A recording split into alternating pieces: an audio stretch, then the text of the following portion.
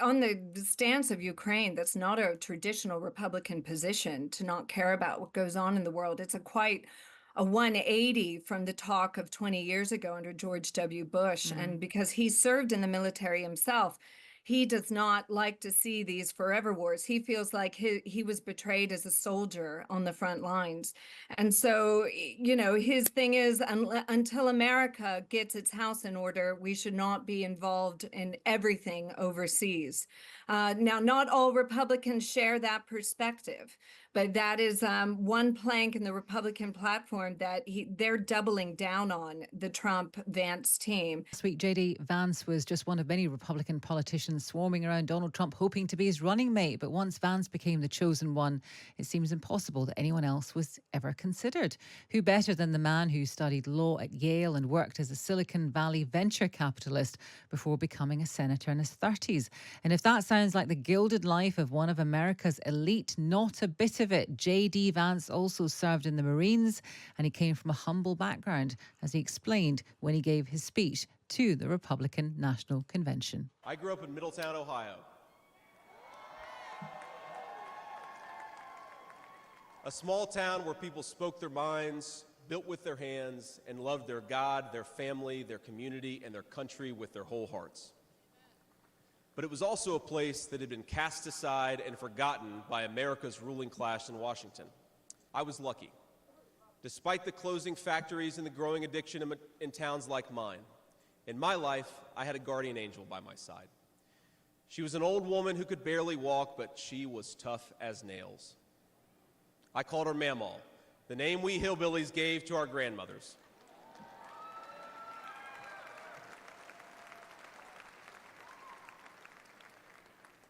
Mamaw raised me as my mother struggled with addiction. Some people tell me I've lived the American dream, and of course they're right, and I'm so grateful for it. But the American dream that always counted most was not starting a business or becoming a senator or even being here with you fine people, though it's pretty awesome. My most important American dream was becoming a good husband and a good dad. But my fellow Americans here in this stage and watching at home, this moment is not about me, it's about all of us, and it's about who we're fighting for. And our movement is about single moms like mine, who struggled with money and addiction, but never gave up. And I'm proud to say that tonight my mom is here, 10 years clean and sober. I love you, Mom.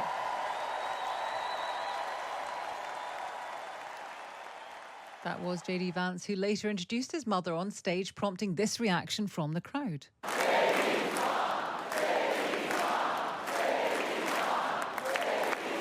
JD's mom. JD's mom. So does the near-perfect life story of JD Vance balance the more checkered tale of Trump on the Republican ticket? Let's speak to Sarah Elliot, who's director of the UK-US Special Relationship Unit at the Legatum Institute and a Republican overseas spokesperson. Good morning to you, Sarah. Good morning. Did you enjoy JD Vance's speech? I did. I found it refreshing, authentic. And he's 39 years old. It's our first millennial candidate on a national ticket, and one with a beard, too. So it was very it was very heartwarming, and I think many Americans would be able to relate to it. So you mentioned the beard. Is that because Donald Trump apparently doesn't like beards? No, we haven't had a candidate on the presidential ticket since the 1930s with a beard. So it's been almost 100 years. And is it true? Do you know that Donald Trump doesn't like beards? Is that true? I don't know, but he's never had one himself, but his son does. And I don't think his That's son, if true. he wanted to be in favor with dad, would have one. That is a good point. So explain what you think the kind of essence of JD Vance is, because it seems kind of storybook. It seems, it's the American dream. It's the Rust Belt. It's working class. It's also someone who bettered himself. It ticks all the boxes.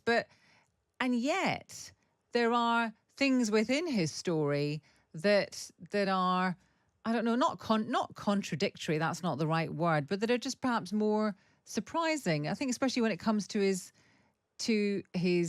wife, to his kind of, what he chooses to do at home, I don't know, he's an interesting character. Do you think he's someone who will continue to surprise people?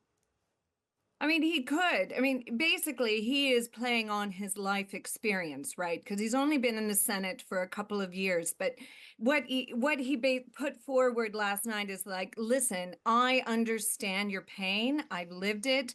I've overcome it, and I want to create opportunities for more Americans in the situations I've lived through, to also be able to overcome it. I feel your pain. Back to that great Clinton phrase.